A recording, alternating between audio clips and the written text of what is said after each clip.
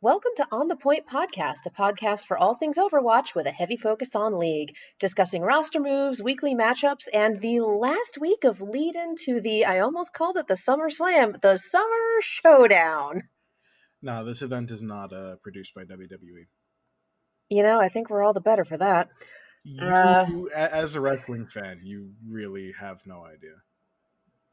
I don't. I just hear things about people in charge from John Oliver, and I don't have a lot to base my decisions on. I'm a big wrestling fan, but Jesus Christ, Vince fucking McMahon, just go away. Just go away. Like Again, I don't hear much, but I do watch John Oliver, so that's where that comes from. When Dana White is doing more in terms of just sensible taking care of his people, you're doing something wrong. Well, yeah. But that is a whole other ball of wax. We are here to talk about people who, I want to say for the most part, are doing things right. With notable exceptions, but for the most part doing things right. We got Overwatch League. Yeah. I'm Katie, I'm the support main. I'm CJ, I'm used to saying the tank main, but I haven't actually sat down and played in a while. I've just been coaching. Yeah, I haven't played in a while either, and it's just like, who has time? There's League to watch, and also day jobs, and also hobbies, and also staying sane during the coronavirus. Yeah, there's a lot, and I do want to get back to the grind next season. Maybe it's just I've got so much I'm doing right now.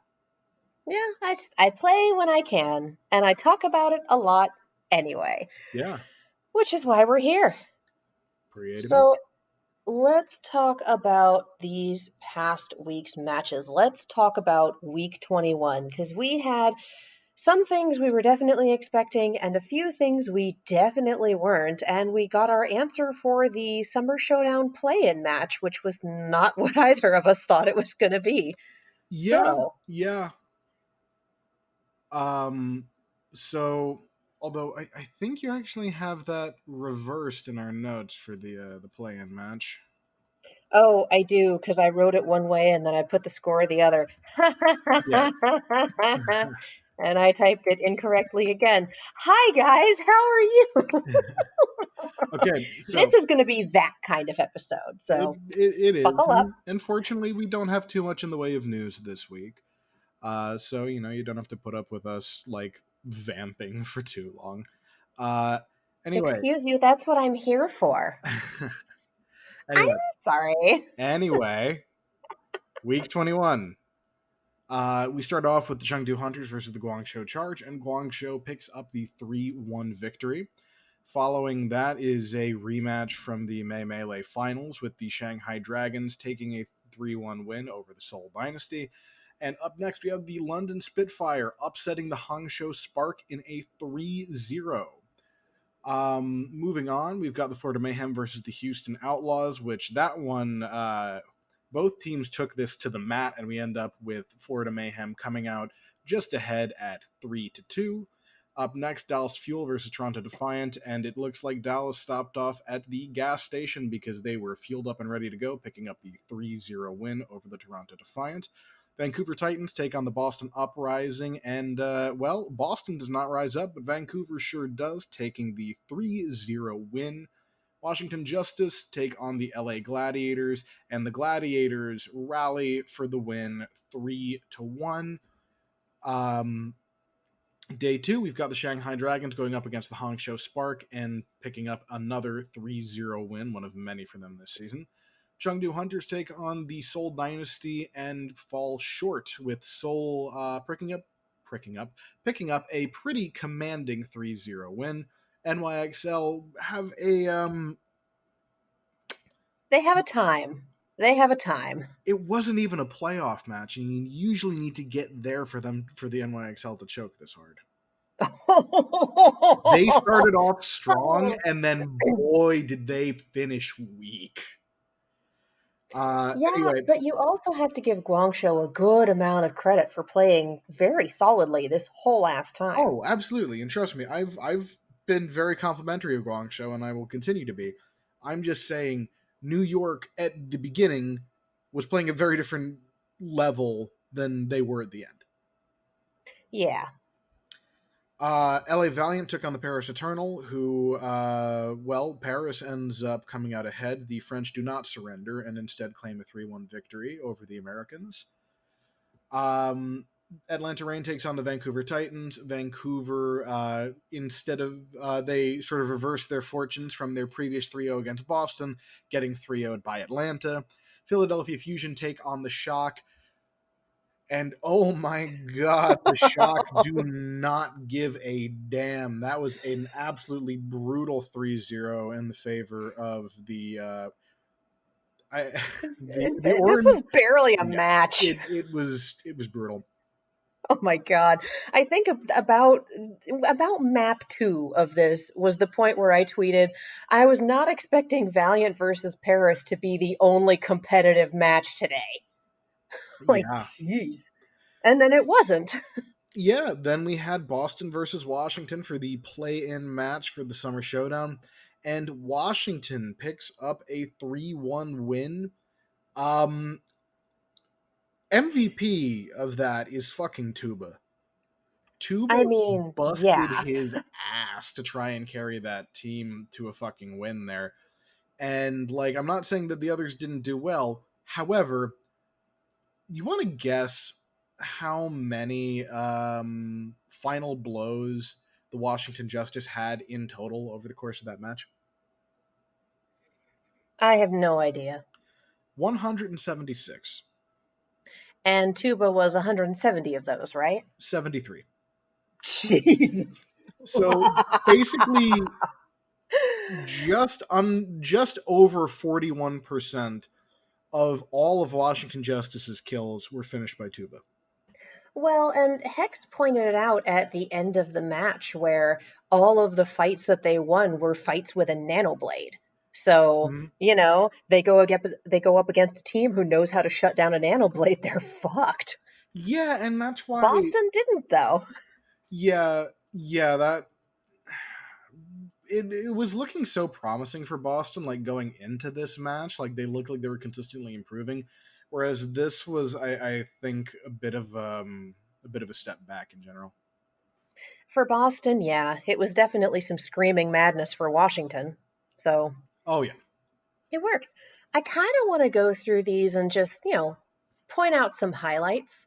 And some of these matches I haven't had the opportunity to watch. We are recording a little earlier than normal, and also my brain is falling apart. So there may be some things that I don't remember. Well, the ones that kind of jump out to me is like one, I want to talk about the Paris Eternal versus LA Valiant, because Paris, we gave them some guff for their previous matches about like really, I want to say really poorly using their lineup. And Yeah. this time they, one, had people playing the heroes they're comfortable with, and two, this meta was very kind to them, and they were able to really make the most of that because Sparkles, Genji, phenomenal, and with Genji getting buffed, it does make a Yeah. big difference. Though, correct me if I'm wrong, is what patch is the Summer Showdown getting played on? Because that could actually make a difference. I think I don't know off the top of my head, but I think it's getting played on the same patch that we just saw this week. Oh, is it I on don't the? think. Is it on this same patch? I think so. I have a hard time Okay. believing they would update it before the tournament as opposed to after it. I hadn't heard anything about we're doing the Summer Showdown on a new patch. I had only heard that, yeah, they're doing this week on a new patch and it's got the Genji tweaks and, they're calling it quality of life, but you give a pro an inch and they'll take a whole ass map. Yeah. So the reason I Yeah. bring that up is, so what makes Genji strong here is ultimately the buff that was done to him was relatively small. It's just a tweak to his right click that allows him to do a little more consistent damage because the spread isn't as wide. And that is really strong because one, more consistent damage means one, more damage done to the other team, but also faster build towards Dragon Blade. And with Brigitte on your team, which you're going to be running with dive in general, And it's also totally viable with like a spam comp with like the Orisa Sigma. Yeah. So if you armor pack a Genji, that's a 250 HP Genji with 50 HP of armor that will have deflect and possibly a dash, depending on where in the fight this is happening. So that's a lot of tankiness for Genji, a lot of survivability that you can use to just be able to Go play in and wreck some shit. to play aggressively and farm up your ult very quickly. And then the other thing is, like, there's a lot of little things, like, if, say, you use halt into a dash, you can, hypothetically, if people are low, secure a kill there and just keep getting the dash resets based off of that if your team, plays well around it. And also, a Dragon Blade is so powerful, even if, like, normally we want to see Genji and Ana used together, and we didn't see a tremendous amount of that. Just because, Except for the Washington game, yeah, where it was all Nanoblade all the time. yeah, and Yeah. BAP, yeah, we didn't like. Still, though, I think we saw less of it than most people would kind of expect with a basic understanding of this stuff. And also, didn't they tweak it so that you can cancel out of the deflect animation so you're not stuck in it for however long it lasts? I believe so, yes. Yeah. So, but the reason I want to bring up the BAP is just generally stronger than Ana right now, considering the utility you get out of Immortality Field and how many people, if you're playing a double shield comp, can benefit from the amplification matrix. Yeah. So basically, a Dragon Blade, even without the nano, you generally speaking don't have all of the tools that you would normally have to shut it down. Like, a lot of people right now are playing the Brig instead of the Zen, so they can shield bash the Genji and try and take him down, or to enable like a Tracer or their own Genji. So you don't have trans. You're not going to have beat in most cases because you're not playing Lucio. So the Immortality Field is one of your big, like, stay alive tools. And so even if a Dragon Blade, goes off, all sorts of cooldowns are going to get used to try and negate that Dragon Blade. And if your team is in a position to follow up, that engaging with the Dragon Blade, even if it doesn't get any kills, can create so many, like, larger opportunities for your team over the course of the fight. So we are back to Genji and meta, and Hex is just slowly dying. Is it Hex or is it Wolf? One of them hates Genji. I think it's Hex. I think you're right. Hex was having time this weekend. Yeah. I mean, top quality casting, as always, as you would expect from League. But yeah, just sitting there casting all these Genji matches, and you can just see him like, I don't like Genji. And we're like, yeah, no, I get, as a support main, I don't like Genji. But I feel you, fam. Yeah. And that's, for me, that's namely because if someone is going to show up, tell me to get back in the kitchen, and generally be an asshole to me on voice chat, 90% of the time they're playing Genji. The other 10% they're playing Hanzo. So, Super Shimada Brothers. Da da da da da da da da da. Playing in bronze. Yeah. Yeah. So yeah, So yeah. I think the Paris and versus Valiant game and the Dallas versus Toronto game really kind of showed how big two relatively small tweaks that, generally speaking, don't dramatically affect Genji's survivability are for that character. And the reason I was, like, curious as to how it would go on the next patch is because now on the current patch, Brigida's armor pack doesn't give you, like, armor overheal. Yeah. Which, what's the point of calling it an armor pack if that's the case?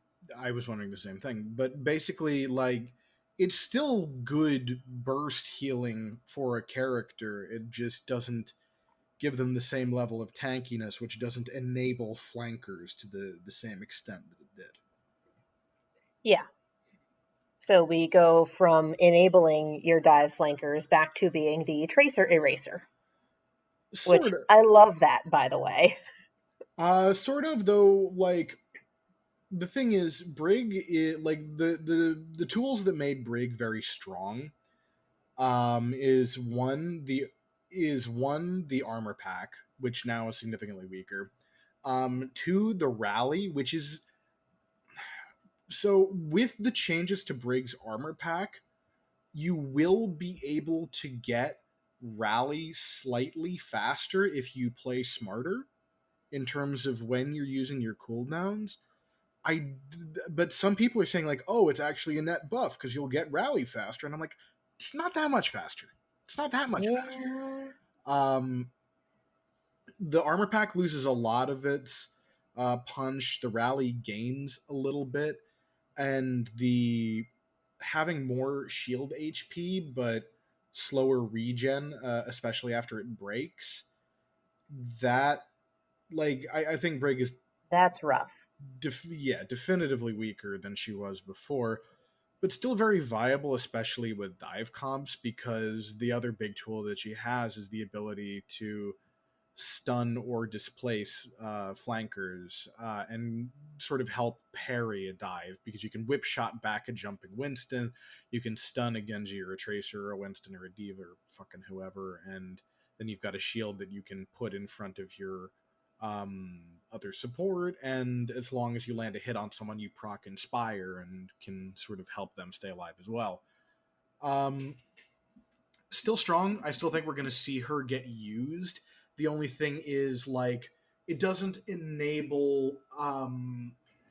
Sorry, I was just, like, adjusting where I was sitting. I know the audio quality changed there, but it was.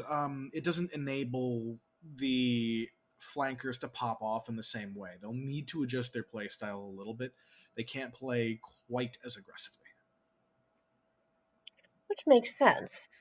I just, yeah, I don't know if that's going to be on the patch we play on for the tournament, because I I don't think. feel like we've I had don't think. issues with updating something right before a competition. Yeah, and I think right now it would definitely fuck things up a bit. Um, so Yeah. yeah, I don't think we're going to see it here. But right now, that means teams that have a strong Genji and a strong Brig are at a pretty decisive advantage going into this, especially because, so with adding Genji to the mix and sort of Brig becoming standard, both to counter it, like, you see the Brig get used more than the Zen over the course of this week, when prior to the Genji buff, I would have generally gone with the Zen over the Brig unless you wanted to run Tracer or play Dive. Um, so I think we're going to see Genji and Brig kind of get foregrounded, and that kind of adjusts what people can sort of pick around it. I'm definitely interested to see, because like, this past week we saw a lot of teams in both APAC and NA kind of have different approaches to things, a little more varied Yeah. than we've seen in the past couple weeks. And Um, I love that, not yeah, gonna lie. I do too. And, like, that's one of the interesting things about having a hero pool, is that, like, initially people aren't going to have a complete answer. And I think with Genji being stronger, especially with the Brigida, I think it does kind of displace Echo a little bit, but I think there are still places where Echo is stronger, and Echo is generally still very viable. So you've got flexibility where, like, I think Genji is, like, the slightly stronger choice right now, and having to sort of play anticipating that, especially against teams like Dallas, now that they're using Doha in that capacity, now that that's kind of been enabled, like Paris Eternal. Well, and Decay is going to be back in this week as well. Yes, So yeah. that's going to be bonkers.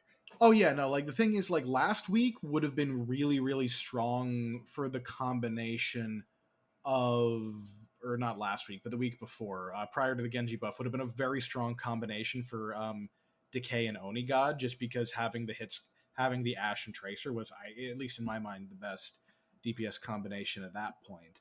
But now I think Genji and Ash are kind of the strongest one, even though Ash got a little bit of a nerf. That's not going to be in this patch either.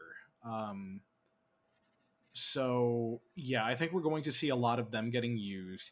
I think we'll see Torbjorn kind of get brought out because The molten core really limits a Genji's movement, especially when they're blading. that and having a turret just peppering in shots adds that little extra bit of pressure that can, you know, force a Genji to peel back more quickly or play just a little bit more carefully. It buys you a little bit of breathing room if you can keep that turret alive and use it to pressure out that Genji, or, you know, draw healing resources away from the Genji because the other people are getting shot, or even whittle away at the shield resource, because basically as a tank, you're what you're doing is you're trading your health pool, your HP and your shield HP, for space for your team to do things. And the turret, you know, chipping away at that inhibits a tank's ability to do that to a certain extent. So, Yeah. you know, the turret has a lot of utility, especially if you're playing up against flankers. Um, I do think with Genji we might see more dive coming out of teams that are like that favor that compositionally. Um, Well, and it also gives you a workaround for the teams and the players that still are not comfortable with Echo, because we do still have a number of those. oh, absolutely, and you know Genji's been around since literally the game launched. Time immemorial. Yeah, yeah. So Genji's here. People are a little more practiced with him. The only thing is, I think you can definitely like. I think one thing that people might have to get used to a little bit is playing him a little more, at least on this patch, a little more aggressively than they have in previous metas, because you have the ability to do that. I'm sorry, I play in bronze. You don't need to tell a Genji to play aggressive. You occasionally need to tell them to sit the fuck down. I know we're talking about like players who know what they're doing with this analysis, but I just Well, no, yeah, yep. I understand that, but the difference between a bronze Genji and a Genji that is regularly breaching 4500 SR plus is like Night and fucking day. it's like the difference between risotto and mac and cheese. Like there's literally no comparing the two things, despite them both having some common elements in terms of Yeah. what they are. Yeah. Like it's you literally can't you can't equate the two. Risotto is classy adult mac and cheese. Done. I would say Have I that hurt you deeply? no, I was going to say there's plenty of other actual pasta recipes like Alfredo or a carbonara or a cacio e pepe that are actually like pasta and not rice, a completely separate starch. Classy adult mac and cheese. No, Anyway, it's not. It's not a pasta. I know. Like it has nothing. It has nothing to do. I know, I know, I know, I know. This is 100% messing with you. I am aware. I'm just And saying, yet, if you want the bit to work, make it accurate. no, no. We have different approaches to bits. Anyway, I wanted to look a little more, for one, at Florida versus Houston, and for another, at Boston versus Washington. Yeah, Partially because dragging a tracer back into their own pulse bomb is like the play of the fucking week. I was gonna say you want someone who did that real fucking well. Look at the San Francisco game because I think it was Yeah. Ons took out Striker with his own not Striker. Ons took out Carpe with his own pulse bomb. Poor Carpe was just having a time. Yeah, he was completely shut out. Like the thing is, Carpe in that match, like if you look at just the lineup that we have here, I would give basically I think Sato is a little stronger than Smurf in some capacities on main tank, but I think I'll take Choi Hyobin on the Sigma over either of the Philly tanks, to be honest with you. Not to say that they're bad. It's just Choi Hyobin is Choi Hyobin, but like the big difference in my mind comes down to one, being able to put Rascal on that brig. He's so good at it. He's so good. Rascal's good at everything. Yeah, no, like NYXL and Shock both having like Rascal or Haksal and Rascal respectively to swap over to them. Like those are two of the best brigs in the world. And being Yeah. able to have that over a support player who doesn't necessarily have the same grasp on the character definitely gives you a qualitative advantage. But I think like in the Shock versus Philly game, the biggest thing was the DPS difference, because Ons is a way stronger hit scan player than Hisu. I think Carpe True. could go toe to toe with him, but you need Carpe to take on Striker, because I think Striker, like, I think Ons and Carpe are relatively similar in terms of just raw skill on the hit scan, though I think Ons is. Carpe is what I call an all aim, no brain player, where they just. Just click heads. Yeah, where they just go in, they play aggressively, and their mechanical skill is what gets them out of a lot of trouble. And the sheer pressure their team can apply, because you have this fucking monster just diverting attention and resources. But so I think, Ons and Carpe is relatively even, but I think Striker is fairly decisively a better tracer than Carpe. Carpe is good, but I wouldn't put him at like, I'd put him at an A and not an A plus on that hero. Whereas guys like Striker and Yaki are the A plus. So essentially, you need someone to stand up to Ons, and you need someone to stand up to Striker. And Carpe is capable of both, but But then he there's a can't play hole both of at the same that time. it's not facing. Yeah, he can't play both at the same time. Yeah, nothing wrong with Hisu, but he's not at that level. Yeah, and like very, very, very few people are. Yeah. And I think, maybe this could have worked in Philly's favor a little bit if they had been able to work the Genji back into it and were able to bring like EQO off the bench, but they don't seem to like playing him. And I mean, he also would have been very good on the brig, which that was another thing that was weird, because they have the backline of Boombox and Alarm, and they have Alarm playing the brig and Boombox playing the BAP for the most of the time, but Alarm's BAP is really, really good. His aim is fucking crazy, and he'd just been generally really good on the hero. And I think you have a bit of an opportunity cost in putting him on the brig. It just, there were some, it just didn't measure up. And we all thought the orange match was going to be nuts. We did, and it was nuts on San Francisco's side, but Yeah.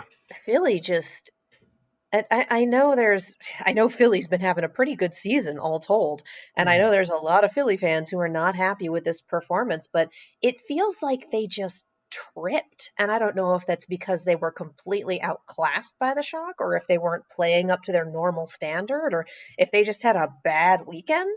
But this is not what we usually see of Philly. Usually they can play up to their opponents, and they just got run over Yeah, multiple it times. was honestly in a weird way a performance very reminiscent of a season 1 or a season 2 Philadelphia, where if your Yeah. DPS didn't pop off, you just lost.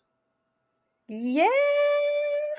And in this and in Yeah. this case, like, yeah, you have to struggle with the fact that the enemy DPS are popping off to such a huge extent that inherently makes your job way harder, even if your DPS are matching them. But I mean, popping off is also Ons and Striker's default states. Yes, absolutely. But so, like, what I'm saying is the rest of the team didn't pick up the slack in the way that they've been able to in a lot of cases over the course of this season. And I will say, like, I think like Hisu Carpe was probably the best thing that they could have done if they were really trying to play the hit scan tracer combination. But I do wish that they had like maybe brought in EQO off the bench to use that Genji or have him on the Brigida and let Alarm do his thing on the BAP. I just feel like you had a lot of opportunity cost in the lineup they were running. I don't think this meta necessarily. I don't think it's necessarily bad for them. I think they just need to like utilize all of their pieces in order to be good at it. Otherwise, they kind of are at a disadvantage. Yeah. Do you think that they'll be because they do have a bye for this coming weekend? Do Yes. you think that they'll be making those changes? Or do you think they'll stay the course? It's hard to say because they really haven't busted out EQO much at all, and I don't know why that is. Like, obviously, there's been like a bunch of speculation, but take that shit with a lot of salt. Yeah. So I don't really know, honestly. If I had to say if there was a time to do it, it would be now. Yeah. When you've got an extra day over half the teams involved here to But yeah. prepare, and you know who you're going to be facing, at least narrowed down to two teams. Like I don't know. I don't know. We're looking forward to some very interesting matchups, and we're coming off of a completely crazy week. And I didn't write down all of our predictions, but I think at this point you and I are tied Yeah, I because think we agreed on all except two of them, and I definitely lost my Spite pick and my Decepticon pick. So yes. I've closed the gap, I think. yeah, I think we're pretty well tied at this point. Yeah, and I will say Dallas, We don't have like the actual numbers, but whatever. I will say, I gotta say on the Dallas and Defiant match, like they answered my ultimatum, like they played to a level that showed that they listened and improved. Well, and the Defiant match just hurt. Like, poor Cruz. Yeah, For those of you who didn't watch that one, you know, everyone's playing third from map, home, yeah. and there were massive storms on the East Coast. Like, I was playing D&D earlier that day, and we lost our Paladin and our Druid because they both live on the East Coast, and the storms were causing massive issues, and Cruz's entire apartment complex lost power in the middle of, I want to say, the second map. I thought it was the third. Was it it was in the middle of a map? I'm His I'm entire I'm apartment complex lost power, and so he could no longer play I'm because pretty sure obviously. I'm pretty sure it was the third, just because I remember being like, well, that kind of sucks because it makes this feel more like a foregone conclusion than it already is when you're down 0-2. Like I remember that Yeah. like being my gut Okay. reaction at the moment of it being like, oh, this was bad before. Now, Now that's it, because you're taking out Cruz, who is the shot caller, and yeah, how long has it been since we scrimmed with anyone else? who knows? Just Not so us. just So just watching that and knowing like, okay, Yeah, that's it. And it's one of those act of God, nobody could have done anything about it. And Cruz has got to be sitting there feeling terrible, but yeah, what can he do?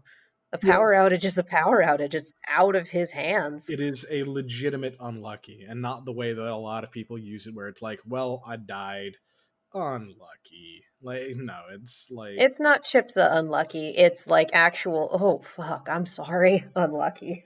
yes. Um, So but yeah, just oh yeah, boy, oh boy, oh boy. it was though. Like again, it was at that point. I think the series was well and truly lost, but Yeah, it it doesn't it help. it already felt like a long day, and that Oh just god, got yeah. longer. Oh god, yeah. And then the Justice and Gladiators match was like, oh, okay, Hmm. cool. Yeah. The or do you mean the Justice and oh yeah, and yeah, because that was right. Oh no, Justice and Gladiators did play that day, and I think it's one of the only times where it's like, yes, this is a 6 p.m. match, and it started at like 6 p.m. Like, that doesn't usually happen. Yeah, It yeah, is pretty much. absolutely because Cruz lost power and Houston went to a map 5. Hmm. So Saturday was a wild ass day for Overwatch League, and then Sunday was a day of upsets or just surprising games. I think the only one that wasn't a massive surprise was Atlanta versus Vancouver. Honestly, like LA versus Paris, I wasn't.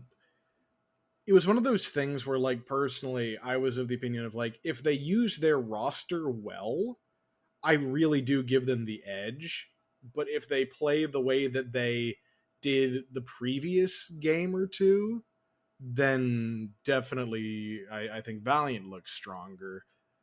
But I don't think that I wouldn't call that outcome surprising to me, just because it's them delivering on potential that they have on paper in a way that they have before, even if they've been a little uneven recently. Oh, that match hurt me.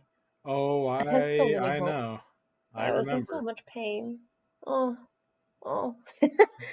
Anyway, what I love about our final match, about our play-in, for one, poor Boston. For another, now we have this wonderful, weird trifecta where Boston has beaten the Gladiators have beaten the Justice, and the Justice have beaten Boston. The Overwatch League What the circle fuck? of parody. I guess. Good lord. So now we have the It's a Shield rematch, and kind of expecting it to go the same way. Yeah. But we will talk about that when we get to our predictions. Is there anything else you want to mention in these matches? Not particularly. Like, I think the Houston versus Florida one is definitely one to go back and watch.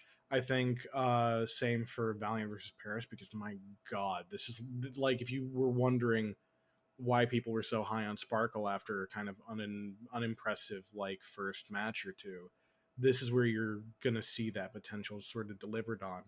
And also, I think that the NYXL versus Guangzhou was a very good series, even if it was a disappointing end because of how one-sided that last map was. I mean, I watched that earlier today. It was a hell of a series. Oh, it was really good. I'm just saying, like, that last map definitely didn't have the same level of competitiveness as the rest of them. Yeah. Yeah, I think we've gotten that with a number of map fives. Some of them push it all the way to the end, and some of them it's just like, oh, okay, we're done. What? Yes. And it's like one or the other. Yeah. So yeah, that's all the news that's fit to print in terms of this past week's matches. But before we go on, we're going to take a little break, and we are going to tell you about our wonderful sponsor, Fred's BS, Breads and Spreads by Fred. Fred's BS, right now in the middle of all of this madness, is doing a wonderful service. He's making cookies. Now, I don't know about you guys, but there have definitely been days where it's like everything is terrible and I just want to lie on the couch and not move. And there it's a little shallow, but sometimes you need those little shallow fixes, and I have discovered that cookies really do it for me. I am a food person. I love good food, and sometimes when I just need something that's going to make me happy for 5 minutes, a good cookie will do it. And that is what Fred is making. They are called brown sugar buddies. They are like a cross between a what do I usually say? A spice cookie, a molasses cookie, and a ginger snap. They are chewy, they are soft, they are incredibly I flavorful, and they mean, are so, so good. I would go more ginger snap and snickerdoodle. That, like, to me, I think is Yeah, there's a lot of snickerdoodle in there. I lean a little more towards spice cookie because sometimes you just kind of get like that good Christmas flavor, true. but it's not 100% Christmas because it's good all year round. Mm. And what I would do, given that it's July 1st as of this recording, is you order some of those cookies and then you get a pint of your favorite ice cream and you make ice cream sandwiches. And the best thing is these cookies are chewy so they don't crumble and they don't break in half and then leave your ice cream everywhere. So they are fantastic ice cream sandwich cookies. They are also really good dip them in your hot caffeinated drink in the morning cookies. They go with everything. They're wonderful. Highly recommended. They are made fresh. They are never frozen. He makes them in small batches to preserve those flavors. You can't find them in stores. You can only get them through Fred. So you go to fredhebakes.com, fredhebakes, 3 words, .com, and you use coupon code on the point for 20% off your entire order, and you get yourself some brown sugar buddies, and you feel a little better about life. It helps. fredhebakes.com, coupon code on the point. Treat yourself. You deserve it. All right, let's move into our news section. I have pickups and drops on here just as a matter of tradition, but I don't think we have any this week. No, we don't. The only thing in terms of players. Yeah, the only thing that we kind of do have is the Houston Outlaws releasing Violet as a streamer on the last day of Pride, which, considering the dead naming fiasco a little bit ago, is really not a good look. And they released her via text message, which is I've been laid off over the phone before, and that's not fun. But oh my God, via text. When we said at the beginning that for the most part the league was doing a really good job running things, and there were a few notable exceptions, bam. Put that up there. Well, that's not a league thing. That's a team thing. And True. As we've seen over the course of the Overwatch League, the way that teams can sort of do their day-to-day business varies wildly. I'm looking at you, Season 1 Boston. Yeah, and I mean, we're also kind of looking at the Vancouver Titans here as well.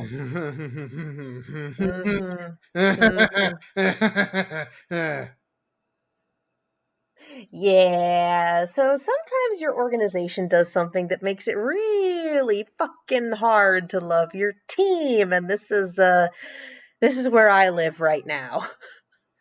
I love my boys, but goddamn, either they don't have a parent organization or they have one that's fucking it up.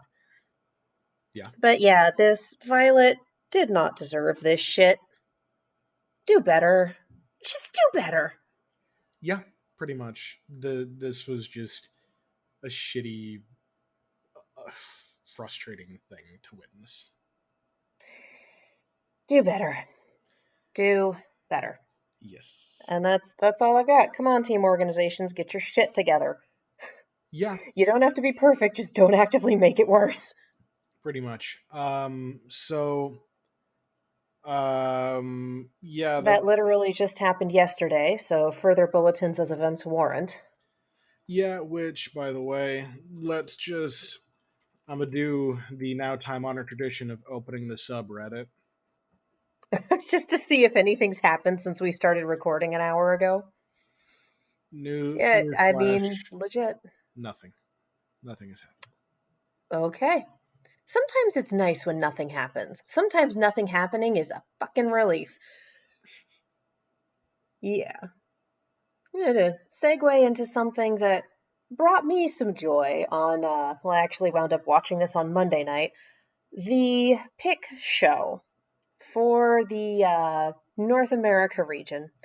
A prize was offered for the best team pick or team response for the Summer Showdown. Now, as far as I've seen, the winner of that prize, which is $1,000 for the team, has not yet been announced. But it meant that we had some absolutely hysterical reveals and pickups. And I have to say that my favorite was Packing 10 out here. Great. So the LA Valiant picked the Toronto Defiant to face, and of course this means we have former Valiant players on the Defiant. So for one, the continued tradition of Zoe greeting whoever they were bringing on, and then the person saying, "Oh yeah, thanks Zoe, how are you?" and not addressing either of the guys, and the guys just taking so much offense for this, which I thought was hysterical. So Custa got up in arms when Packing didn't ask him how he was doing, which I can't not laugh.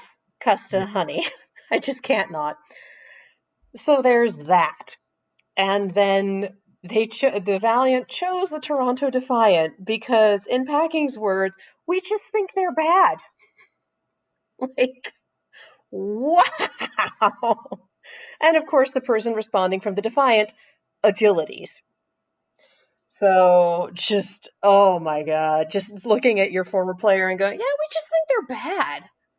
Out here not giving a single solitary fuck. Now, and then once again, cut to taking offense and going, well, I'm rooting for the Toronto Defiant. Got to go with agilities and Kariv, mostly Kariv. Okay, I can take that. I can see that. Now, I agree that this was hilarious. However, this seems like the sort of thing you would normally be calling someone out for hubris over. Oh, I cackled like a fucking madwoman. Let's be real. Yeah.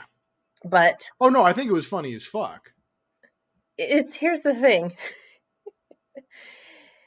It's gonna be hubris if they miss the fucking shot. Oh, absolutely. It will. It absolutely will. But here's the other thing. But they were also encouraged to do this. Yes. It's $1,000 up for grabs if you make me laugh. Mm-hmm. So it's absolutely potential for hubris. And yeah, I will absolutely go after packing if for some reason the Valiant gets stomped by the Defiant. I don't see that happening, mind you. But there's always a possibility. It's always possible.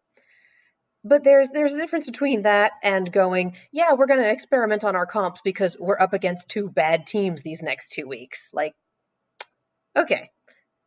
One of these was encouraged, one of these was not. Yes. Fair. So yeah, that's kind of where I am, and I will fully admit to having personal bias, but that's all I wanted. Yeah. You wanted me to sit here and go, yeah, I'm an LA fan, so I'm biased. Well, yeah, sky blue, water wet. Oh, I know. I just wanted it on the record.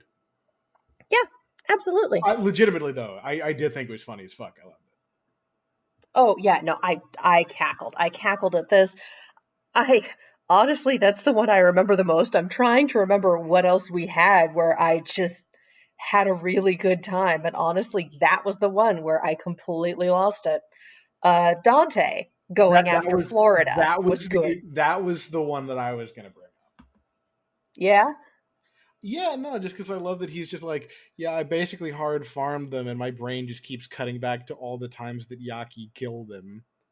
And yeah. Then he's like, yeah, they just told him to, they just said, Yaki, just only look at Dante, just only kill Dante. And then they won the last map. And yeah, it was just, I remember this differently.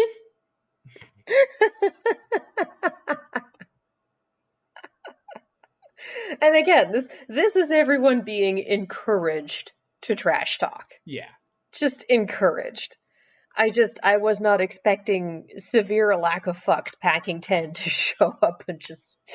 Have you watched or listened to anything Packing 10 has ever done? Because there's not another version of Packing 10.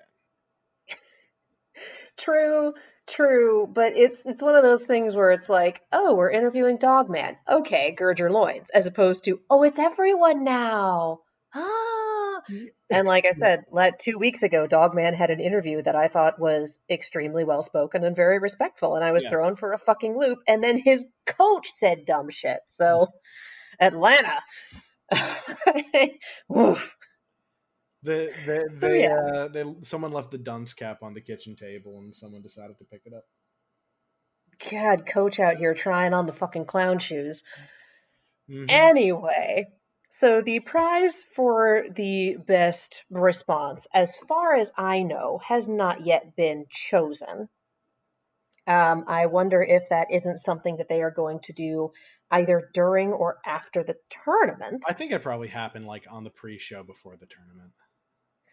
Which would make sense. I'm looking in my search history to be like, who was it that was... Yeah, John Spector is the one who offered the prize. Yeah. And now I'm waiting for Twitter to load. Yeah, the VP.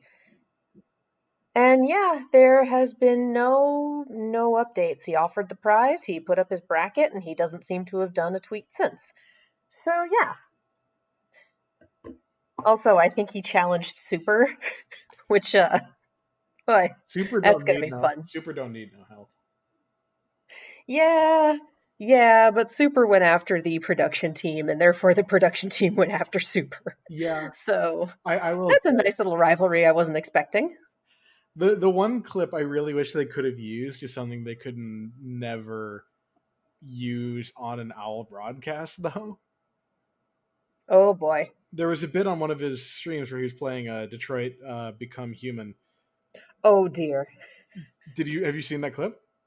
I have not, but Detroit Become Human is such a tire fire of a game. Oh, it is. But this was on a menu. Oh, even better. So the I forget the name of the character, but the blonde robot who is like the menu navigator Yeah. person to talk to you. There's a bit that can happen. There's a line that can trigger sometimes where she'll be like, "Oops, it looks like your save file has been corrupted." And then there's like a moment of pause, and you can see that the actor makes like little facial adjustments to like try and keep a straight face. I'm just kidding. And so that happens, and you can see, his face in the corner of the screen just drop like the, are you fucking kidding me? Just kidding. You can't. And then Oh no! I died No! laughing. Oh my god. They can never use that on an Wow. Owl broadcast. Of course not, It's for multiple reasons. yeah, it's just a sound bite that I think would have been perfect for using on Super, like to dunk on it. Oh god, I've been watching my brother play Detroit Become Human for the first time, and Oh, it's actually really funny. well, It's not, yeah, for those of you who are not familiar, my brother is also a full-time streamer, and he's a lovely human being, and you should all go follow him and, you know, enjoy. He plays a lot of Mario Maker, so yep. But he's doing Detroit Become Human for the first time, and just watching some of his reactions to some of what happens in that game is chef kiss. yeah. David Cage, the guy who wrote and directed Detroit, and also made several games Heavy for it. Rain. Heavy Rain, Beyond Two Souls, Indigo Prophecy, um, Omicron, the Nomad Soul. He does a lot of quick time narrative games, and his ideas aren't always the best executed. Okay, you're being fucking generous. Because I would say I'm that I'm he more is familiar with Detroit than anything else, and Detroit is a massive tire fire, and so I would have to imagine that there has to be an averaging out of the games somewhere, okay. but I only know memes Let about Heavy Rain. let me say this: Detroit. How to put this? Heavy Rain has, I think, the best overall quality of a David Cage game, but Detroit's good moments are the best he's ever done. Yeah, and Detroit definitely has some great moments, and I cannot remember his name for the life of me, but the guy who voices Connor, like, Brian loved the Decker. role. Well, Thank you. here's the Thank thing. Well, he and Clancy Brown were ad-libbing a lot of shit. Yes, So that's why their stuff sounds so natural, because they were making it up. yeah, and apparently they got into like shouting matches with David Cage on the mocap set because David Cage like, no, these are not the words in my script. Which I don't know why that sounded German. That was supposed to be French. But I figure if Clancy Brown's on a roll, you let the man go. yeah, but that's not how You David just Cage. let him do his thing. That's not what David Cage does. David Cage does not just enjoy the smell of his own farts. Like that, I'm going to stop that yeah, metaphor right there because I don't want to know where you're going with it. his head is so far up his own ass. I'm fairly certain his eyes have atrophied into uselessness because they have just not seen light in that long. Yeah, he fair. he does not engage with the media that he like tries to write, and like anytime he tries to do something, It is tropey. It is a fucking mess of muddled themes. It ignores huge swaths of points he could be trying to make and fucks up other things. And all the bad guys are cartoonishly just like Saturday morning cartoon level portrayal of an attempt at writing an actual problem. And it's just like, Jesus fucking Christ. Yeah, and Detroit Become Human has a lot of racial themes that he said were not there. And so, he's like, oh no, this wasn't based on the civil rights movement. This wasn't based on, and then you look at the imagery and you go, yes, it was. And then it's Detroit Become Human gives you an education on race rights about as well as The Help does. It's a nice story, but nope. I honestly would say that he squandered almost all of the potential that premise had. Like almost all of it.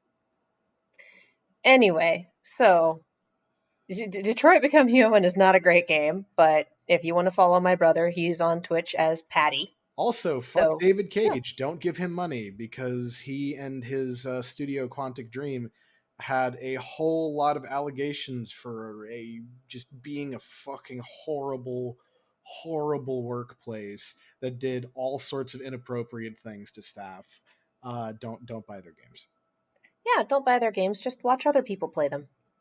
Watch my brother play them. Watch Jacksepticeye play them. He's got a great Detroit playthrough. Yeah. Consume it via other people. Yeah. Anyway, so that's a hell of a tangent. Been a while. Yeah.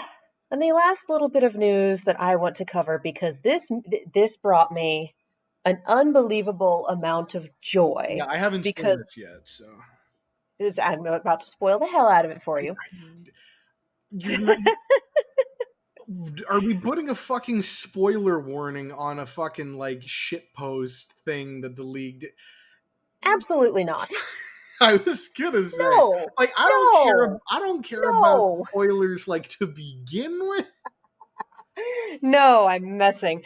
Yeah, so we have the Great Overwatch League feed off, which is 6 minutes of Soy baking a professional 6-layer cake and making her own decorations, and then it's beautiful. It's this beautiful layer cake, and she's like, and we're making it in the colors of the team that we think will win the Summer Showdown. So of course it's in San Francisco colors, and it's a surprise cake, which for those of you who aren't aware, it means that the middle is cut out and it's filled with something.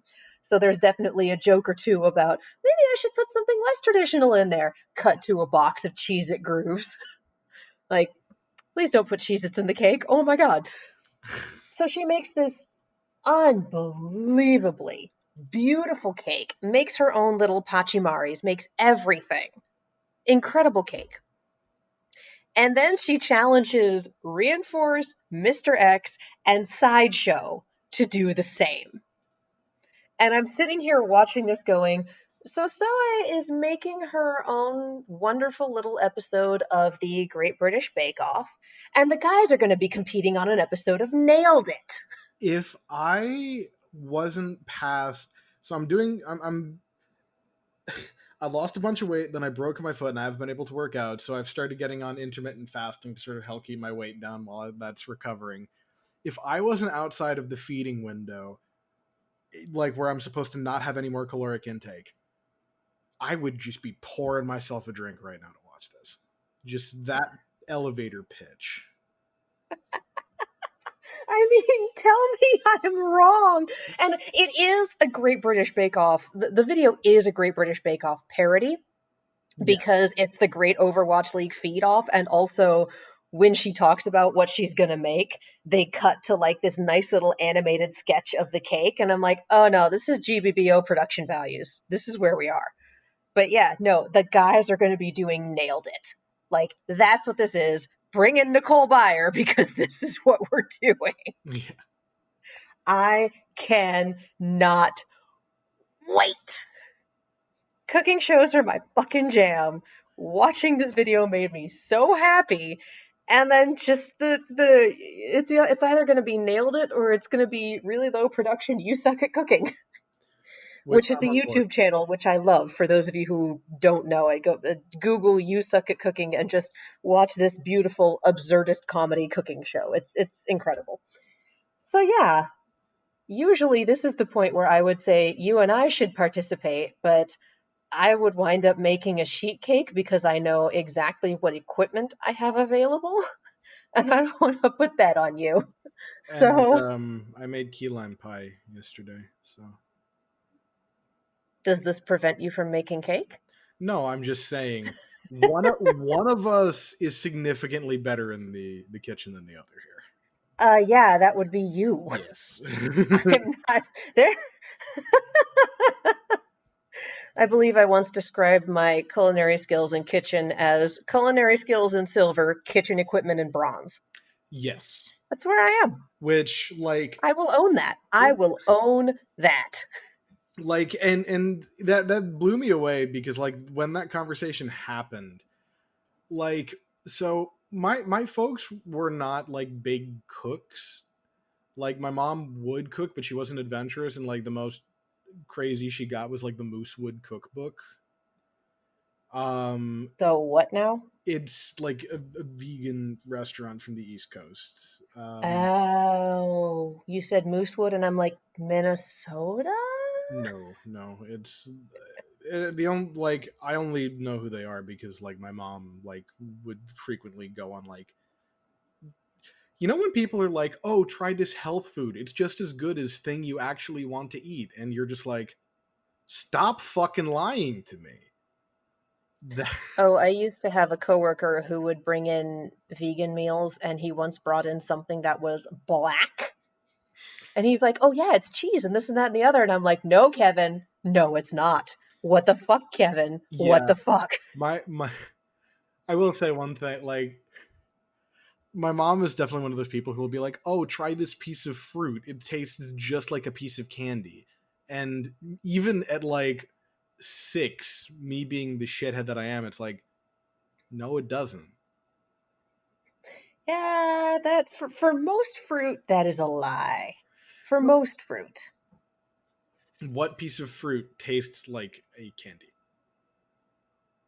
I mean, mango candy is pretty fucking close to mango fruit. Yeah, but like, that's at least supposed to be like tasting that. It's not like you're just saying like, you take a bite out of a mango, it's the same as eating a piece of candy. Like, This is true. like This is anyway. they scratch entirely different itches, and it's a very This is different also type of true. sweetness for the most part. And that's why I've been craving cheesecake for 3 weeks, even though I have other sweet things in the house. Yeah. Anyway. Annie Hoozleby. Should we get to Summer Showdown stuff? Well, you were going somewhere with the cooking thing, and then we wound up in vegan hell. Well, yeah, no. The point I was just making is my parents didn't cook much, but you were asking me for like help with just sort of like substitutions in a recipe, and I was like, well, if you've got this, and this, you can do this, and you're like, I have none of those things, and I'm like, I've never lived in a house without those things. What? Uh, I've long since stopped doing oh, okay, well, let's do this recipe. Let's buy the full spice for it. And then, why do we still have this spice? We never use it. Like, not there. Not there. Came from a family that is there. Not there. So, yep, cooking in bronze. I will say that whatever the fuck I make would probably be better than anything any of those three guys could whip up. oh, absolutely. I have no faith in any of them. Because I am competent. Yay! Yes. Base level. Yes. Anyway, so that brings me great joy, and I cannot wait to see the results of that madness and whether or not any of them are edible, because aren't at least two of those guys living in the same house? Aren't like 6 of the casters living in a house somewhere? Well, the thing is, like, last year Bren, Sideshow, and Reinforce all lived in the same house. I don't think they do at this point, but I know Sideshow doesn't. I know Bren and Custa and I believe Jake and a couple other people are in the same place. yeah, Don't know about Reinforce. I don't know what the living situation is like this year. Quarantine. Yeah. The only time when a living situation, well, not the only time, but when a living situation really fucking matters. So yeah, I cannot wait to see that. I am very excited. And I'm not ambitious enough to bake an entire sheet cake and then only have my roommate and I to eat it. Like, I don't feel like throwing out cake. So, that'll be fun. Let's wander into the Summer Showdown. Yeah, let's get into this. With the APAC region, our first matchups are going to be Shanghai Dragons. They have a bye. Next is going to be the Seoul Dynasty versus the London Spitfire, which... Should I get the coin out again? Yeah, it's one of those things that, like... I'm getting the coin out again. Yeah, like, honestly. I'm legit getting the coin out again. Like, the majority of these, I feel pretty safe in predicting. This one, just Seoul continues to defy all expectations wherever the fuck you set the bar. Alright, so heads Seoul, tails London. Yeah. Tails, we're going London. Yeah, honestly, I think I'm gonna go Seoul on this one, just because, like, I don't know, they did better when the pressure was on last time, and at the very least, like, they looked strong in their game against Chengdu. But then again, it's Chengdu, who I think is without a doubt the weakest team in the APAC region right now. And London showed up and 3-0'd Spark this week. Yes. So I have already... Seoul might be the better choice, but I have already flipped the coin and I'm committed. Yeah, I think I'm going to go with Seoul, but I in no way feel, like, confident about that. Because they're just... They're super weird. They are mercurial at best. Yeah. So, moving on, we have Guangzhou versus Chengdu. Guangzhou. Yeah, no. And New York versus Hangzhou. I'm going to go with New York on this one because Hangzhou has been so up and down. Yeah, I am as well. That makes the most sense to me. And then watch, Hangzhou is going to be like, well, actually, and we're all going to be just Well, the thing is, like, I'll be real with you. I think that their, current lineup is the strongest they've been. I think QOQ is a fucking phenomenal off tank. Oh, he is. He brings a lot to the table. And I think having Architect in there and bringing back that duo of Architect and Godsby, especially in the metagame that's happening right now, is just a really, really strong lineup in a metagame that I think really suits them. But the other thing is, they got 3-0'd by London. Yes. A couple days ago. So it's a weird situation. You can... Atlanta and Toronto have also shown us that you can have all the pieces in the world, and it's a matter of what you do with them. Oh, absolutely. And I think, fucking Chengdu continues to demonstrate that at every opportunity. Yep. So, continuing on, we're kind of in the hypotheticals here now, assuming that the ones that we pick go. I think Shanghai is going to win against whoever they're against. And if we have another Guangzhou versus New York match, I think we're going to see Guangzhou pull out again. Yeah, that would be my personal guess as well. I think we're going to see this turn into Shanghai versus Guangzhou, and that's going to be real interesting because I think Nero and Neptuno are both back in the mix at this point because I think they're free of quarantine. Possibly. I thought the conversation was that they were still in quarantine. I thought that they just got out of there. Okay. Let me look up Nero's Twitter and see what he has said recently. Well, regardless, it's going to be interesting, but I think my predictions are going to be much the same as they were for the May Melee, and I'm going to stick with Shanghai. They've been so consistently good, and then just the completely bonkers reverse sweeps that we know they are capable of. Like, Guangzhou is amazing this time around, not Oh, gonna lie, okay. but I still think Shanghai can pull it out. So on June 21st, Nero tweeted, "Watching these matches got me super hyped to start being integrated back into practice again this week." All right. So Yeah. we shall see. I'm still going with Shanghai. This one is interesting to me because I could very much see it going either way. You want the coin?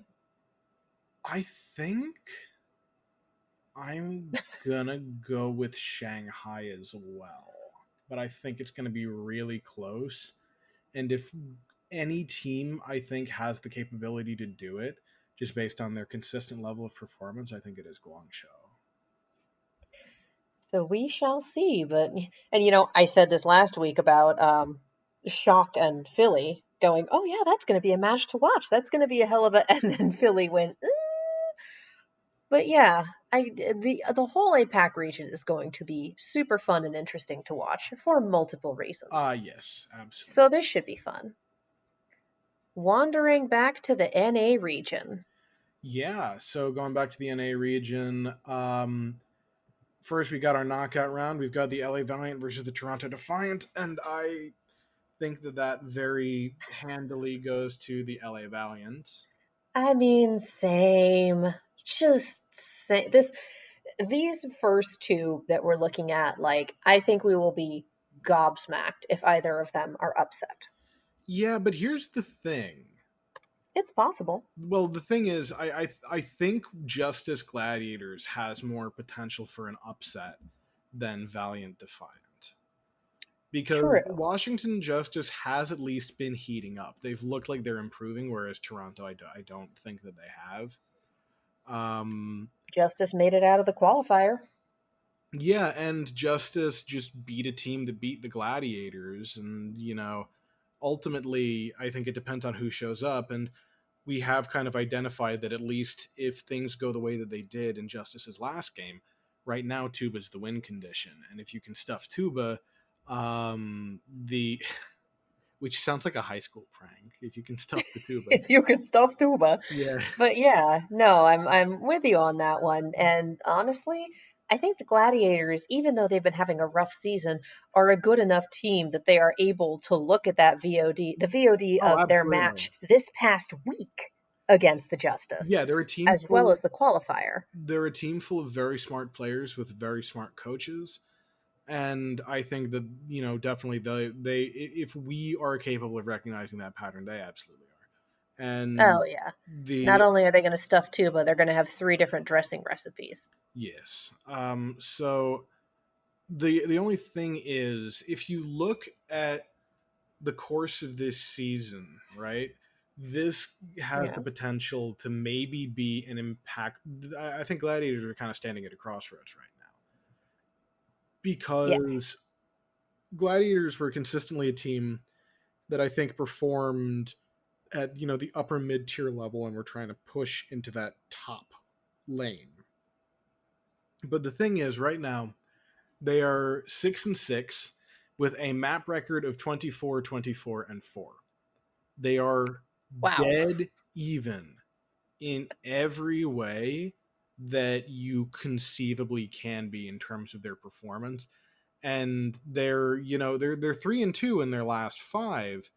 But considering the wealth of talent that they have behind the scenes and on the field, the fact that they're just doing fine is, I think, I think cause for concern, because they started off strong and now they're just looking rockier and rockier. Like they're uneven in a way that I don't think we've seen them be in the past. We Um, return to all the pieces in the world, but you got to know how to use them. yeah, pretty much. And so Now they're coming up against a Washington Justice with some momentum. And if they want to really sort of get back into that contention of being talked about like as a contender, they need to show up in the Summer Showdown. Otherwise, I think some of that momentum behind them is going to start to falter. True. And But if you're going to do that, I think the Justice is a good team to start with yeah, because they're getting better, but yeah, I would still give the advantage to the Gladiators, but this one I think is the one where we have the biggest potential for like a dramatic upset. Like the rest of these games, like we talked about the first two, but Mayhem versus Outlaws I think very much could go either way, and I honestly think the same about Dallas versus Paris. I give Paris the edge there. I give, Paris and Florida the edge in those matches, but I same. don't think it would be out of the realm of. I don't think it would be a shock if one of those games went went the other way.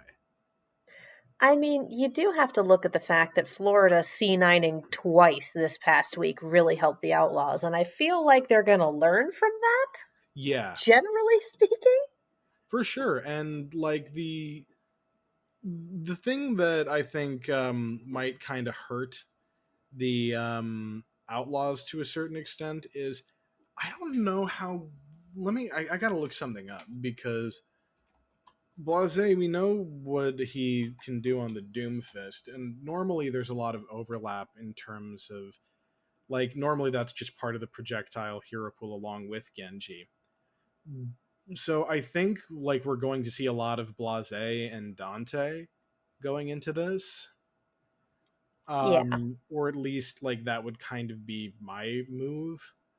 Um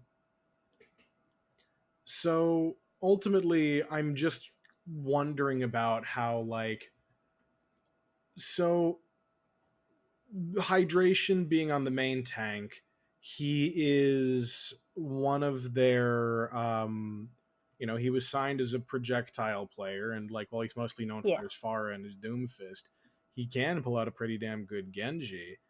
um so I'm just wondering, like, we've seen how good Blase is on the Doom. Is he going to be able to perform at that same level on the Genji if they end up deciding to use that? Because it is very possible they just stick with that lineup of primarily Dante and Linkser, which I don't think is a bad idea at all. Yeah, Um, I mean, that's provided that Linkser is on that day, that's pretty solid front line. oh, absolutely, absolutely, and I think that yeah, I Yeah. think we'll have an interesting series either way. I do think though that Florida has the edge. They won last time, and they've, I think, of the two teams, been the one that grows a little faster. Yeah, and I mean, we can't overlook it taking the shock onto, what was it, 5 maps? 6. It was 4-2. 6. Thank you. So we can't overlook their past performance in tournaments, and we can't overlook their performance that we've had here. Like Yeah. they know what they're doing. And Oh, as much as I would love to be wrong, I'm also putting my bet on Florida here. yeah.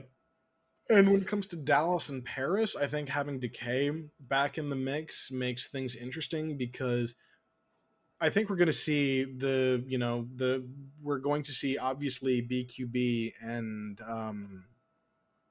Yaki, and now on the opposite side we're going to have Doha and Decay, because with Genji in the mix, I think you'd rather have Doha in there than Onigod, and you really do want to have Decay in there, especially for this matchup. Oh yeah.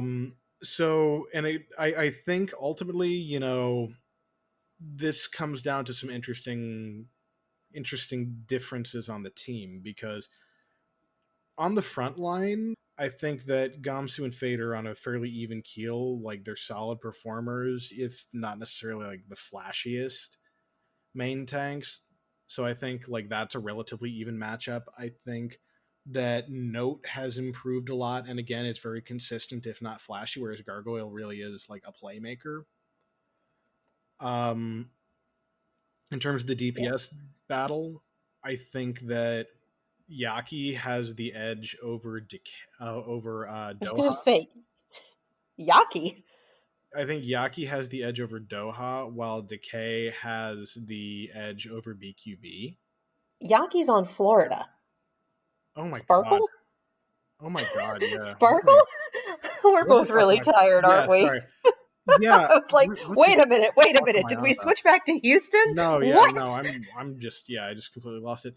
So tank line wise, honestly, a lot of my point kind of still stands. I think No Smite and Gamsu are fairly even, whereas I would rate Hanbin a little more highly than Note on just sort of general performance. If I make a Hylies on another team joke, will you be mad? Yes. Please continue. Anyway, you make that joke so fucking much. It's still good. No, it's not. It wasn't good the first damn time. I haven't made that joke since the time we named an episode after it. I don't think that's true. Mm. Anyway, so yeah, I would give a slight edge in terms of tank line performance. I think Sparkle edges out Doha, while I think Decay edges out Soon.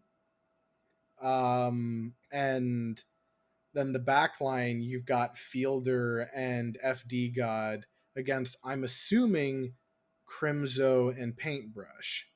And so with FD God probably not playing the Lucio, I think that does even things to a certain extent.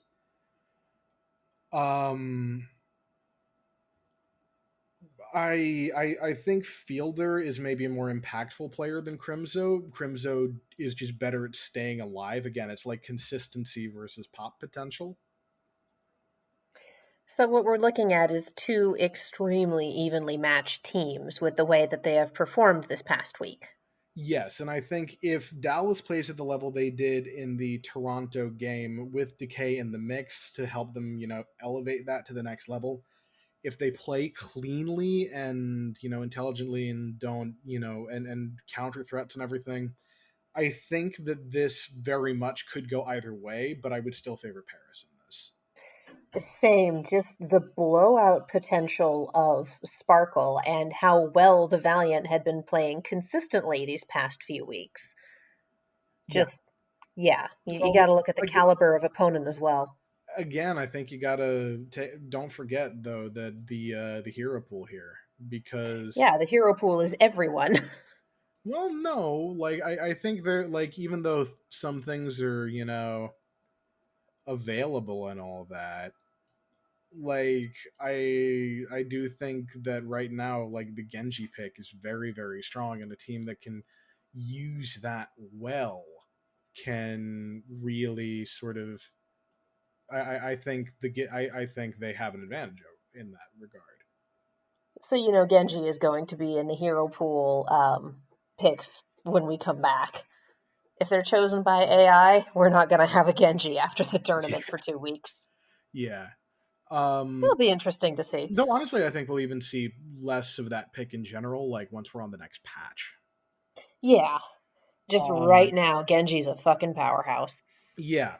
And so Go ahead. So yeah, Valiant, I think, the Tracer and the Ashe is very, very strong still. I think having the Genji and being able to use it is a big deal, and you had someone in Sparkle who was just at a very, very, very, very high level. Well, and there was a comment from one of the casters that match that Sparkle never stopped playing Genji, where everyone else was stuck in goats. He didn't. Oh yeah, well, like I brought up in the past, Element Mystic just very much kind of marched to the beat of their own drum in terms of the compositions that they ran. Yeah. So we have the predictions for the knockout rounds. We're going, for the most part, Valiant, Gladiators, Mayhem, and Paris. Yeah, So though. there's a good chance for Dallas there. Yeah, I think the last two definitely have the most potential for like kind of being up in the air. But I think Dallas has more upset potential in this matchup than Houston does against Florida, just because Yeah. I think ultimately there is sort of a DPS difference in this hero pool that favors Florida. Yeah. So then this is the point where predictions get a little hinky Right. because for all the teams that got buys got to get to pick their opponents out of the winners from the knockout. So this is the point where Yeah. your entire bracket just kind of goes to shit. Well, yeah, So our this is yeah. where we hit the storyline branches here. We're hitting the Doctor Strange, like looking into all possible futures This is territory the here. point where you shrug wildly, you make your March Madness bracket, and then you make your actual prediction for who's going to win the finals. Because our bye teams are the San Francisco Shock, the Vancouver Titans, the Philly Fusion, and Atlanta Reign. And let me tell you, I am just laughing my ass off that two of the teams that have buys are Atlanta and Vancouver. Yeah, well, just look at the strength of schedule they had for the last few weeks. Oh, yeah, and I know it's very much because we're only taking into account the past 3 weeks of play, Yeah. and that the overall, like the end of season tournament, is going to be very different. Oh yeah. But I would just like to be super amused at the fact that of all teams, the Vancouver Titans and the Atlanta Reign got a bye for this tournament. Oh yeah, no. Like, Not not something expected. not something people would see coming. No, but I find this funny. Yeah. But I also think it makes it kind of easier to pick, like, who knows who Philly's going to go up against and who knows how well they'll do. We can assume that San Francisco is going to just steamroll whoever they go up against. But Vancouver and Atlanta, it's a crapshoot. Yeah, They probably will not make it much further than whoever they pick. yeah, and that's what makes this very interesting because I think the Shock and the Fusion are fairly likely to advance here, especially if Fusion kind of tweaks their compositions in the way that we talked about beforehand. But And picks a weaker team, if there is a weaker team to be considered amongst our potential winners here. yeah, the thing is, I think the weakest, the decisively weakest two that have the least potential for upset is Defiant and Justice, and I think we're very likely to see them out of the mix.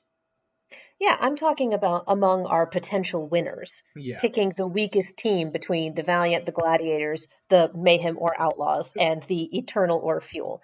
Outlaws would probably be the pick there if they win, but yeah, they're not as likely to, I'd argue. So what do? Pick the Mayhem and say, yes, they're the weakest team in this bunch. Like, you sure about that?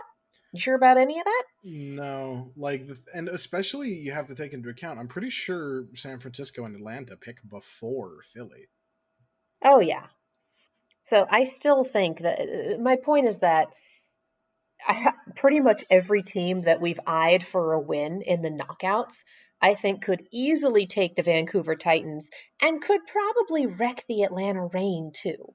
Yeah, Philly, who knows? Philly was having a good season until they hit San Francisco. yeah, they have an opportunity to get some momentum back now, and I don't think they're necessarily going to be going up against someone who outclasses them in the way that San Francisco did on like multiple fronts. I Um, mean, San Francisco outclasses everyone. It's an yeah. extremely high bar. Oh yeah, but like if you just look at that head to head, I think Sato and Smurf is fairly even, but I'll take and to a certain extent, depending on which off tank, like Choi and either Poco or Fury can be even. I think they're all incredible off tanks, but especially in the metagame right now, you've got Carpe, and then I don't think anyone else on on Philly really stands up to the incredible embarrassment of riches that the Shock has on DPS. And then you've got Rascal going over to the Brigida when you need that, provided he's not going to be doing like the Genji. And I would even in that case, you've got Moth. The thing is, like, there might be teams that could have someone better than the Shock in like a position, but the Shock is but not going to all of them. have like is going to be better than you in potentially all six. Let's be real. Our big hoedown, showdown, throwdown, if we ever get it, given time zones and travel and Corona and whatnot, would be the San Francisco Shock versus the Shanghai Dragons. Oh yeah, Like, that would be the match. Maybe the San Francisco Shock versus the Guangzhou Charge. Like, yeah, either one of those would be great. yeah, But absolutely. Shock is not going to be getting a challenge until they can face down someone in the APAC region. Yeah, pretty much. Like they've taken on the people who we would consider the contenders and just cast them down. They just, oh my God, that was an embarrassing match. It was faster than every other match It that day. yeah, no, it's just like they fucking smote their ruin across the mountainside. Like it's fucking it's over. Like you Just can't fuck your cheesesteaks, let's go. yeah, So yeah, so I don't think it's difficult to say that San Francisco Shock would be the pick to win the finals. yeah. Like, I don't think that's a hard one to say. The interesting thing is going to be seeing the matchups along the way and who goes where and how well they fare. Yeah. Like, I would not be surprised if San Francisco picked Valiant again, just for the storyline rematch. Yeah, and the thing is, I think if Dallas wins, San Francisco could pick them. But I also think like they're the type of people who could very much like lean into a potentially harder opponent first to just knock them out. Because you know that's the level of confidence that they have. I could see them picking like a Florida Mayhem or a Paris Eternal because I they've mean, it's taken them well on and deserved confidence. yeah, no, for sure. They've taken them on and taken them down. It's not cockiness if you know you can do it. Yeah, I mean, it's cockiness if you're super, but that's just because he's super. But Uh, yeah, but he's not the one making the pick. this is true. He might be the one announcing it, but he's not going to be the one making it. That would be hilarious Yeah, to me. Like, are we still doing prizes for? I wonder if the prize hasn't been chosen yet because there's still pick announcements for the quarterfinals. I true, wonder if that true. counts That might. because now we've got Super and Dogman involved. Yeah, you've got the meme team Hmm. activated. All right. That might be why. I would not be surprised if that's the case, but we will find out on Friday. Yep. So yeah, this is this is going to be fun. Yeah, I'm I'm looking very forward to excited for this. this. This is going to be fun. Me too. I'm very, very interested in seeing how all this goes. And I continue to be grateful that they did the placement match on Sunday so we can just get that out of the way, Yeah, and just have the get right pick in. Just show, get right in. and only have like 8 potential hours of Overwatch instead of 10. Whew. Yeah. I placement match day of was too much. Yeah, yeah, agreed. It's a lot. So, we have our picks for the Summer Showdown. We have our potential upsets. We have our knockouts. We have all sorts of fun stuff to look forward to this holiday weekend. Can you think of anything we've missed? Um, not really. Let me, you know, perform. Check Reddit again Yeah, just in case. Yeah, perform the traditional Reddit refresh. just in case. Like, I think we only had that actually happen once, but that once was to Fran. So, Yeah. So a thing. nothing new. All right. Well, I, for one, am also looking forward to see who wins the Great Overwatch League feed off. Yes. Because, again, I enjoy a good episode of Nailed It. Mm-hmm. Yeah, I'm excited. All right. So, I'm Katie. You can follow me all over the social medias as well as on YouTube and Twitch at Kiaxet. That is Kiaxet. I'm CJ. You can find me on Twitter at the_rage_nerd. And I am also currently the coach for Decima. You can find us on Twitter at Decima and then at Decima OW. We're currently, just scrimming and getting ready for our next go around at tournament play and everything, and hopefully we'll have an announcement on that front in the near future. So yeah, support your T3. Yes, T3. Support your T3 and also your T2, but also your T3. We've hit the point where we're consistently scrimming against 4.4K average SR teams and winning. So nice. I'm happy. All right. Well, as always, we save the important things for last. It is a holiday weekend, which means a lot of people are going to want to be out and about. Don't do it. Stay inside if you're able. If you must be outside, wear a mask, wear a mask, wear a mask, wear a mask. Also social distance, but also wear a mask. Support your essential workers. Black Lives Matter. Black LGBTQIA lives matter. All of them. Protest if you are able. If you are not able to go out and protest, support the protesters. Defund the police. Stay inside. Happy 4th of July, but also stay inside. And take care of yourselves and each other. We love you. Let's C9.